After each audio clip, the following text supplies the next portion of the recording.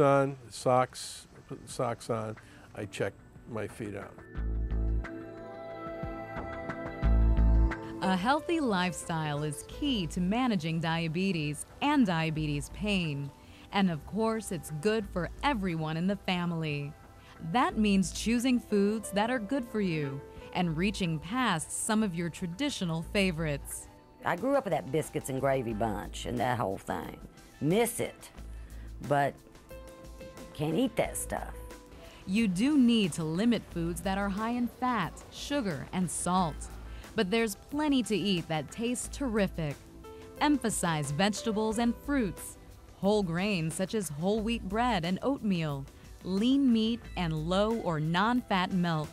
How you prepare food is important too. So your fried chickens that you love, your fried fish and those things like that, fried pork chops, all those types of foods. You may eat maybe once, twice a month maybe, but the rest of the times you want to bake them, that type of thing, or roast them or grill them. If you know what's in the food you prepare, you can make better choices. So learn to be a label reader. Label reading is definitely part of our shopping, and it's something that my wife and daughter have been doing for years, and I've become conscious too of labels and contents, and I look for obviously sugar content and also carbohydrate, fat. I think our society has gotten to that point now where we are reading more about what we're putting into our bodies, and I think that's a good thing.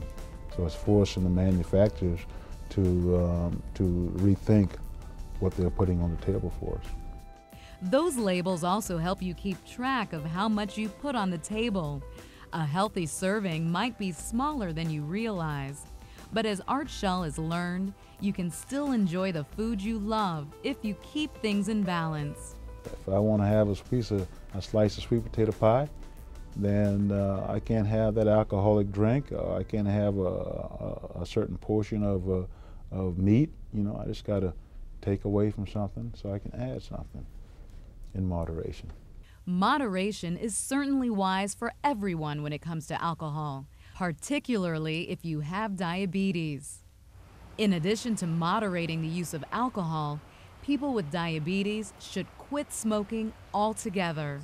I didn't quit until I was in my late 40s, and it was wrong. I should have quit, never should have started, but I should have quit a lot sooner than that. Remember that the #1 cause of death in diabetics is what we call vascular disease, and that means stroke or heart attack or poor circulation in the legs, for instance. So no diabetic should ever smoke. We know that that accelerates the likelihood that they're going to get in trouble with their circulation at any of those places. So it's critical to maintain the health of the circulation. By choosing a healthier lifestyle, you can reap the benefits of being physically active. Even people who are coping with diabetic nerve pain can find ways to exercise. For me, I walk and try to exercise my legs or my arms, whatever is aching at that time.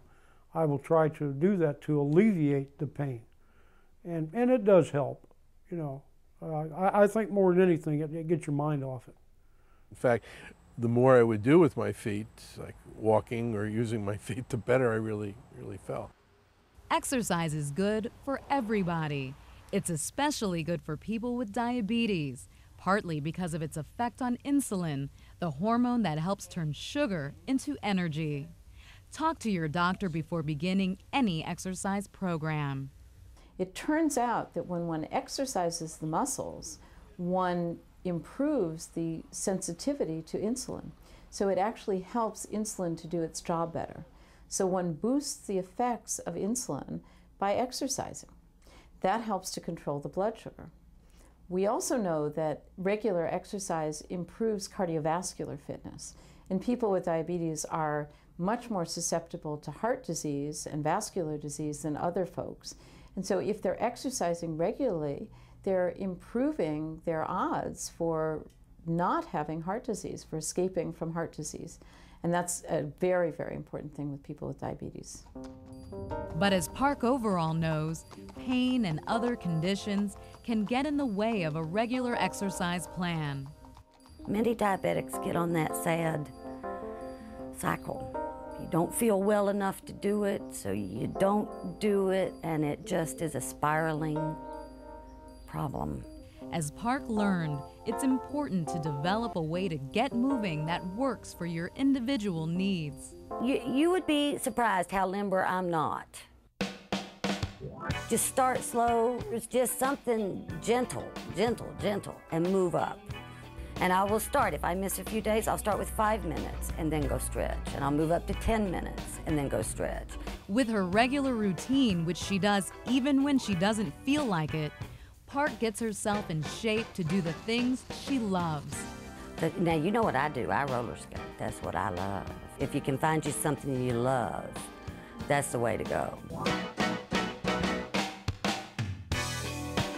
We like to emphasize aerobic exercise because that's what gets the muscles moving, improves insulin sensitivity, and helps to control weight and improve cardiovascular fitness. However, there are a number of ways to get aerobic exercise.